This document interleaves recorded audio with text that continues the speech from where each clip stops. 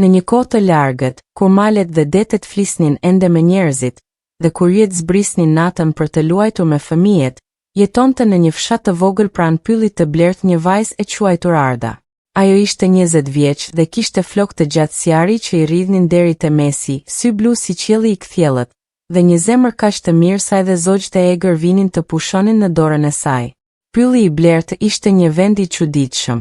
Drurët e tij ishin gjithmonë të gjelbër, edhe gjatë dimrit më të ashpër, dhe brenda tij jetonin krijesat më të bukura dhe më të pazakonta që mund të imagjinonit. Kishte kuaj me krah që fluturonin midis degëve, lepuj me sy si diamante që flisnin me zërin e erës, dhe lule që këndonin këngë dashurie nën hën. Por pylli i Blert nuk ishte thjesht një vend magjik. Ai ishte zemra e të gjithë tokës së atyre anëve. Prej tij rrjedhin burimet që ujdisnin fushat, prej tij vinte era e freskët që sillte shiun, dhe prej tij vinte drita e veçantë që jepte jetë çdo bime dhe kafsh në rajon. Njerëzit e fshatit e dinin këtë dhe e respektonin pyllin, duke mos hyrë kur thellë brenda tij, dhe duke marrë vetëm atë që u nevojitej për jetesë. Arda ishte e veçantë edhe për standardet e fshatit të saj, që kur ishte fëmijë e vogël, ajo kishte treguar një lidhje të pazakontë me natyrën. Lulet qelnin më të bukura atje ku ecte ajo, kafshët e egra vinin ta takonin si një mik të vjetër, dhe ajo mund të kuptonte gjuhën e erës dhe të ujrave. Nëna e saj, Vjosa, thoshte se Arda kishte marrë dhurat nga zanave të malit, ndërsa i atij Gjon besonte se ishte bekuar nga Zoti. Një ditë vjeshte, kur gjethet po merrnin ngjyra të arta dhe të kuqe, Arda po korte moll në kopshtin e familjes kur dëgjoi një zë të çuditshëm që vinte nga drejtimi i pyllit të Blert. Ishte një lloj vaji dhimbshëm, si dikush që qante pa zë, por që mund të dëgjohej me zemër më shumë se me vesh. Çfarë mund të jetë kjo? Pyeti veten Arda, duke lënë shportën me moll dhe duke ecur drejt buzës së pyllit. Ndërsa afrohej, zëri u bë më i qartë. Ishte si një këngë e trisht që dilte nga thellësia e drurëve të mëdhenj. Arda e dinte se nuk duhej të hynte thellë në pyll, por diçka e tërhoqi drejt atij zëri. Ndoshta ishte dikush që kishte nevojë për ndihmë. Duke marrë frymë thellë, ajo hyri në pyll. Drurët ishin kaq të lartë sa degët e tyre formonin një çati të gjelbër mbi kokën e saj, dhe drita e diellit që depërtonte ishte e butë dhe e artë. Ndërsa ecte, Arda vuri re se pylli ishte shumë më i qetë se zakonisht. Zakonisht mund të dëgjonte zërat e zogjve, gërvishtjen e ketrave, dhe fshikëllimën e gjarpërinjve të vegjël. Por tani, kishte vetëm atë zë të çuditshëm që e kishte tërhequr drejt këtej. Pas një ore ecje, Arda arriti në një hapësirë të vogël rrethore në mes të pyllit. Në qendër të saj rrinte burimi më i bukur që kishte parë ndonjëherë. Uji i tij ishte kaq i kthjellët sa mund të shihet deri në fund, edhe pse duke i pafund. Rrotull burimit rrinin lule të përkryer në çdo ngjyrë të imagjinueshme, dhe nga dega e një dushku të vjetër varrej një harth që shkëlqente si argjendi. Por çfarë e bëri Ardën të ndaloj frymën ishte ajo që shihte në qendër të burimit. Atje, duke qëndruar në ujë deri te gjunjët, ishte vajza më e bukur që kishte parë ndonjëherë. Kishte flokë të gjelbër si gjethet e pemëve më të reja, lëkurë të bardhë si bora e freskët, dhe sy të kaltër si qielli në një ditë të kthjellët dimri. Ajo ishte ajo që po qante, dhe lotë e saj binin në ujin e burimit si margaritar të vegjël. O ty që vjen nga bota e njerëzve, tha vajza pa e ngritur kokën, pse ke ardhur në vendin ton të shenjtë. Arda ndjeu një dridhje në trup, por zemra e saj e mirë e shtyu të përgjigjet me të vërtetën.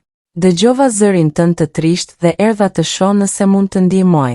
Çfarë të ka ndodhur që qan kaq dhimbshëm? Vajza e pyllit ngrit kokën dhe e shikoi Ardën me sy plot çudi. Është shumë kohë që asnjë njeri nuk ka treguar dëmshuri për dhimbjen time. Emri im është Lulja, dhe jam ruajtësja e këtij burimi që është zemra e pyllit të Blert. Por ka 3 javë që burimi është duke u tharë, dhe me të edhe e gjithë jeta e pyllit. Arda shikoi më me kujdes dhe pas se niveli i ujit në burim ishte më i ulët se sa dukej në shikim të parë. Gjithashtu vuri re se lulet rrotull burimit kishin filluar të fishken, dhe disa gjethe të drurve përreth kishin marrë ngjyrë kafe. Por çfarë mund ta ketë shkaktuar këtë? Pyeti Arda me shqetësim. Një magjistar i keq i quajtur Vorbull ka vënë një mallkim mbi burimin, tha Lulja me zë të dhimbshëm. Ai ka kohë që dëshiron të marrë kontrollin mbi pyllin e Blert për të përdorur fushinë e tij për qëllime të liga.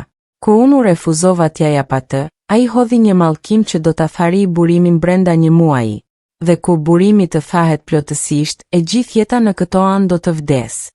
Zemra e Ardës u mbush me hidhërim për vajzën e bukur dhe për fatin e pyllit. Vallë ka ndonjë mënyrë për ta thyer këtë mallkim? Lulja e shikoi me sy plot shpresë për herë të parë. Ka një mënyrë, por është shumë e rrezikshme dhe ka nevojë për guxim të madh. Mallkimi mund të thyet vetëm nëse dikush me zemër të pastër udhëton deri në malin e zi, ku banon vorbull, dhe sjell përsëri përgjigjen e harruar. Çfarë është përgjigjja e harruar? Pyeti Arda. Është një kristal i shenjtë që ndodhet në majën më të lartë të malit të zi, në kështjellën e vorbull. Para shumë vitesh, ky kristal mbante ekuilibrin midis forcave të mira dhe të liga në tokë. Por vorbull e vodhi dhe e fshe në kështjellën e tij. Pa të, bota ngadalë po humbe ekuilibrin e saj. Arda nuk e mendoi as për një çast. Unë do të shkoj ta marr atë kristal. Lulja e shikoi me habije. Por ti nuk e kupton rrezikun. Vorbull është magjistari më i fuqishëm dhe më i keq në të gjitha këto toka. Kështjella e tij ruhet nga krijesat më të tmerrshme që mund të imagjinosh. Dhe edhe sikur të arrish deri te kristali, si do ta mundësh vorbull? Nuk e di, tha Arda me sinqeritet, por nuk mund të rri duar kryq dhe të shoh si vdes pylli dhe të gjitha krijesat që jetojnë në të. Dhe nuk mund ta le ty të vuash kështu. Lulja qeshi për herë të parë që kur Arda e kishte takuar, dhe qeshja e saj ishte si tingëllimi i ujërave të vogla mbi gurët e lëmuar. O zemër e mirë, ndoshta ka shpresë pas të gjithash. Por nëse do të shkosh në këtë mision, duhet të ndihmoj me çdo gjë që mundem. Ajo doli nga burimi dhe preku dorën e Ardës. Menjëherë, Arda ndjeu një val ngrohtësie që i rrjedhi në përgjak. Ti tani ke një pjesë të fuqisë së pyllit brenda teje, tha Lulja. Kjo do të ndihmoj të komunikosh me të gjitha krijesat e natyrës dhe do të jap forcë kur të kesh nevojë më shumë. Gjithashtu merr këtë. Ajo i dha Ardës një unas të vogël argjendi me një gur të gjelbër në qendër. Kjo unas do të mbrojë nga shumë nga magjikat e liga të vorbull. Dhe kur të jesh në rrezik më të madh, mblidh dorën në grusht dhe mendo për të mirën që dëshiron të bësh. Unaza do të ndihmojë. Arda e vuri unazën në gishtin e saj të katërt dhe ndjeu se guri i gjelbër pulsonte me një dritë të butë. Ka edhe diçka tjetër, tha Lulja. Në rrugën drejt malit të zi do të takosh 3 sfida. Së pari, do të duhet të kalosh nëpër lugina e hënave të humbura, ku koha ecën ndryshe dhe ku shumë udhëtar kanë humbur mendjen nga ëndrat e rreme. Së dyti, do të duhet të kalosh nëpër urën e gjarprit mbi lumin e zjarrt, ku ruajsi i urës do të vërë një test. Dhe së treti, do të duhet të hipësh shkëmbinjtë e vajit, ku çdo hap i gabuar do të çojë në humbje. Arda dëgjoi me vëmendje të plotë dhe i memorizoi të gjitha detajet. Ka diçka të fundit, tha Lulja, duke nxjerrë një sak të vogël prej lëkure. Brenda janë 3 fara të veçanta. Së pari është fara e dritës, që do të ndihmojë kur të jesh në errësirë të plotë. Së dyti është fara e forcës, që do të japë energji kur do të jesh gati të dorëzohesh. Dhe së treti është fara e së vërtetës, që do të ndihmojë të shohësh nëpër të gjitha mashtrimet dhe iluzionet. Arda mori sakën dhe e lidhi në brezin e saj. Si do ta di nëse kam arritur të thyej mallkimin? Burimi do të filloj të rrjedh përsëri me forcë të plotë, tha Lulja. Dhe ti do ta ndjesh në zemën tënde. Por tani shko, sepse çdo ditë që kalon, burimi thahet më shumë. Arda filloi të largohej, por Lulja e thiri përsëri. Arda, kujtohu se vetëm me zemër të pastër dhe dashuri të vërtet mund të fitosh. Forca fizike dhe magjia nuk do të ndihmojnë kundër vorbull. Vetëm e mira e pastër mund ta mposhtë të keqen. Duke u nisur nga burimi, Arda ndjeu pesha e misionit të saj, por ndërsa ecte në përpyll drejt shtëpisë së saj, zemra e saj ishte plot vendosmëri. Ajo do ta shpëtonte pyllin dhe Luljen, pavarësisht çmimit. Kur arriti në shtëpi, ajo u tha prindërve të saj për gjithçka që kishte ndodhur. Nëna e saj vjosa qau me shqetësim, ndërsa ja t'i gjon fillimisht tentoi ta bindë që mos të shkonte. Vajza ime e dashur, tha ai, kjo është shumë e rrezikshme. Vorbull ka vrarë shumë trima më të fuqishëm se ti. Baba, tha Arda, ti më ke mësuar që nëse kemi mundësi të bëjmë diçka të mirë, duhet ta bëjmë, pavarësisht rrezikut. Si mund të rri rehat duke ditur se pylli dhe të gjitha krijesat që jetojnë në të do të vdesin nëse unë nuk veproj? Gjoni e pa që vajza e tij kishte vendosur, dhe në sy të saj pa të njëjtën vendosmëri që ai vetë kishte pasur kur ishte i ri. Nëse duhet të shkosh, tha ai, atëherë merr këtë. Ai i dha Ardës një thik të bukur me dorez prej drurit të gdhendur. Kjo ka qenë në familjen tonë për 5 breza. Thuhet se kur nuk ka dështuar të mbrojë një zemër të mirë. Vjosa gjithashtu i dha diçka, një shall të punuar me duart e saj nga leshi më i mirë. Kjo do të mbajë të ngrohtë gjatë netëve të ftohta, tha ajo, dhe do të kujtoj se ne të presim të kthehesh. Mëngjesin e ardhshëm, pasi Arda ishte përgatitur me provime, ushqim dhe gjithçka që do t'i nevojitej për udhëtimin, ajo u nis drejt malit të zi. Fshati i tërë doli ta përcjell, dhe pleshti dhan bekimet e tyre. Dita e parë e udhëtimit kaloi pa probleme. Arda ecte nëpër fusha dhe kodra që i njihte mirë, dhe disa herë u ndalua për të qlodhur pranë burimeve të vogla ose për të ngrënë pak ushqim. Por ndërsa dielli po perëndonte, pamja e peizazhit filloi të ndryshonte. Bari u bë më i rrallë dhe më i errët, drurët u bën më të shkretë, dhe ajri mori një aromë të çuditshme, si diçka që kishte qenë e djegur shumë kohë më parë. Kur Anata, Arda vendosi të pushonte pranë një shkëmbi të madh. Ajo ngriti një zjarr të vogël dhe hëngri pak bukë dhe djathë që kishte sjell nga shtëpia. Ndërsa shikonte vjet, ajo mendoi për luljen dhe se si ajo do të ishte duke kaluar natën në burimin e tharë. Kjo e forcoi vendosmërinë e saj. Ditën e dytë, Arda arriti në buzë të luginës së hënave të humbura. Ishte një vend i çuditshëm ku qielli dukej gjithmonë në krepuskull, pavarësisht orës së ditës. Hëna dhe dielli shinin të dy në qiell në të njëjtën kohë, dhe vjet ndryshnin pozicion çdo pak minuta. Ndërsa hyri në luginë, Arda filloi të ketë ëndra të çuditshme edhe pse ishte zgjuar. I dukej se e shihte veten si mbretëreshe një mbretërie të madhe, ose si një vajzë e re që luante me motrat e saj që nuk i kishte pasur kurrë, ose si një plak e mençur që jepte këshilla njerëzve që vinin ta takonin. Këto janë ëndrat e rreme që Lulja më tha, mendoi Arda, duke kujtuar paralajmërimin. Ajo ngjori faren e së vërtetës nga saka dhe e mban në dorën e saj. Menjëherë, ëndrat e rreme zhdukën dhe ajo mund të shihte luginën si ishte vërtet, një vend i shkret dhe i trisht ku ajri ishte i trashë dhe i vështirë për t'u marrë frymë. Duke ecur me kujdes dhe duke mbajtur faren në dorë, Arda ja doli të kalojë nëpër luginë pa humbur mendjen. Por kur arriti në anën tjetër, ndjeu se kishte vjetruar me ditë, sikur ëndrat e rreme kishin tentuar të rrëmbenin vite nga jeta e saj. Ditën e tretë, ajo arriti në lumin e zjarrt. Ishte vërtet si emri i tij, një lum i gjerë me ujë të kuq si gjaku që valëzonte dhe nxirrte tym. Përmbi të ishte një ure ngushtë guri, dhe në mes të saj rrinte një gjarpër i madh me shkëlqim bronzi.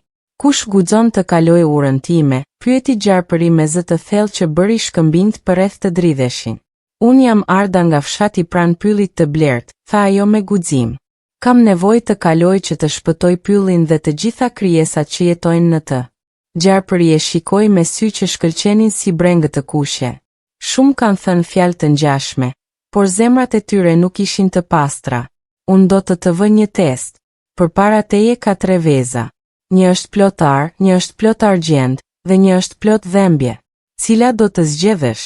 Arda mendoi për një çast. Ari dhe argjendi mund t'i ndihmonin në misionin e saj, por dhembja? Zgjedh vezën plot dhembje, tha ajo. Pse? Pyeti gjarpëri me habi. Sepse nëse mund të marr dhembjen e botës mbi vete, atëherë të tjerët nuk do të duhet ta vuajnë, tha Arda. Ari dhe argjendi janë vetëm metale, por nëse mund të lehtësoj vuajtjen e të tjerëve, kjo është më e vlefshme se çdo pasuri. Gjarpëri u buzëqesh, aq sa një gjarpër mund të buzëqesh. Ke zemër të vërtet të mirë, Arda. Por në të vërtet, të 3 vezët janë bosh. Testi ishte të shihja çfarë do të zgjidhje. Tani mund të kalosh urën time dhe merr këtë dhuratë. Ai dha Ardës një gur të vogël që shkëlqente me dritë blu. Kjo është guri i mbrojtjes. Kur ta hedhësh, ai do të krijojë një mburojë rreth teje për një kohë të shkurtër. Përdore me urtësi sepse punon vetëm një herë. Arda e falenderoi gjarpërin dhe kaloi urën. Nga ana tjetër e lumit, ajo mund të shihte malin e zi që ngrihej përpara saj si një hije e madhe dhe e frikshme. Ditën e 4, ajo filloi të ngjitej nëpër shkëmbinjtë e vajit. Emri i tyre vinte nga fakti se çdo gjë ishte e mbuluar me një shtresë të hollë akulli që i bënte shumë të rrëshitshëm. Çdo hap kërkonte vëmendje dhe ekuilibër të madh. Ndërsa ngjitej, Arda filloi të dëgjonte zërat që e thërrisnin nga poshtë. Kur shikoi, pa se ishin njerëz që kishin rënë nga shkëmbinjt dhe tani I kërkoheshin ndihmë. Por Arda kujtoi paralajmërimin e luljes dhe kuptoi se këto ishin iluzione për ta quar gabim. Më fal që nuk mund t'ju ndihmoj, tha ajo me dhimbje, por nëse ndalem, do të dështoj në misionin që mund të shpëtoj shumë më tepër njerëz. Zërat u bën më të fortë dhe më të dëshpëruar, por Arda vazhdoi të ngjitej pa u kthyer. Ishte një nga gjërat më të vështira që kishte bërë ndonjëherë, sepse e gjithë natyra e saj ishte të ndihmonte të tjerët në nevojë. Kur arriti në majën e shkëmbinjve, ajo ishte e lodhur dhe e ftohtë, por përpara saj shtrihej mali I zi, dhe në majën e tij mund të shihte kështjellën e errët të vorbull. Ditën e 5, Arda filloi ngjitjen e malit të zi vet. Ishte shumë më e vështirë se çdo gjë që kishte bërë më parë. Malli ishte I mbuluar me gur të mpret vulkanik që I prisnin këmbët edhe nëpërmjet këpucëve, dhe ajri ishte kaq I hollë sa vështirë të merrte frymë. Por më e keqja ishte se ndërsa ngjitej, ajo filloi të ndjente një peshë të rëndë në zemër. Ishte si një dëshpërim I thellë që tentonte ta bindë se misioni I saj ishte I pamundur, dhe se ajo nuk ishte asgjë tjetër veç se një vajzë e thjesht nga fshati që po bënte pak me vete. Kur ndjeu se po dorëzohej, Arda nxori faren e forcës nga saka dhe e gëltiti. Menjëherë ndjeu një energji të re që I rrjedhi nëpër trup, dhe pesimizmi zhduku. Me forcë të rinovuar, ajo vazhdoi ngjitjen. Ndërsa afrohej te kështjella, ajo filloi të shihte ruajtësit që lulja kishte përmendur. Ishin krijesat më të tmerrshme që kishte parë ndonjëherë, demon me sy që shkëlqenin si zjarr, kafshë të mëdha me dhëmb si shpata, dhe shpirtëra të errët që lundronin rreth kështjellës. Por unaza që lulja I kishte dhënë filloi të shkëlqente më fort, dhe krijesat dukej se nuk mund ta shihnin. Ajo ja doli të arrijë deri te muret e kështjellës pa u zbuluar. Kështjella e vorbull ishte e ndërtuar nga gur I zi që dukej se thithte dritën. Ishte plot kulla dhe bastione, dhe nga çdo hapje dilte një dritë e kuqe e frikshme. Porta kryesore ruhej nga 2 dragoj të mëdhenj me gojë që vrisnin zjarr. Arda e dinte se nuk mund të hynte nga porta kryesore. Ajo u sul përreth mureve derisa gjeti një dritare të vogël në një kull që dukej e braktisur. Duke përdorur shkathësinë që kishte mësuar nga ngjitja e pemëve në fëmijëri, ajo ja doli të hipte deri te dritarja dhe të hynte brenda. Brenda kështjellës ishte edhe më e frikshme se jashtë. Korridoret ishin të errëta dhe plot hije që lëviznin edhe kur nuk kishte asgjë që mund t'i shkaktonte. Muret ishin të mbuluara me piktura të tmerrshme që tregonin betejë dhe vuajtje. Arda nxori faren e dritës dhe e thyu në duar. Menjëherë, një dritë e butë e artë e rrethoi, duke I lejuar të shihte rrugën. Por drita gjithashtu rrezikonte ta zbulonte, kështu që ajo duhej të ecte me shumë kujdes.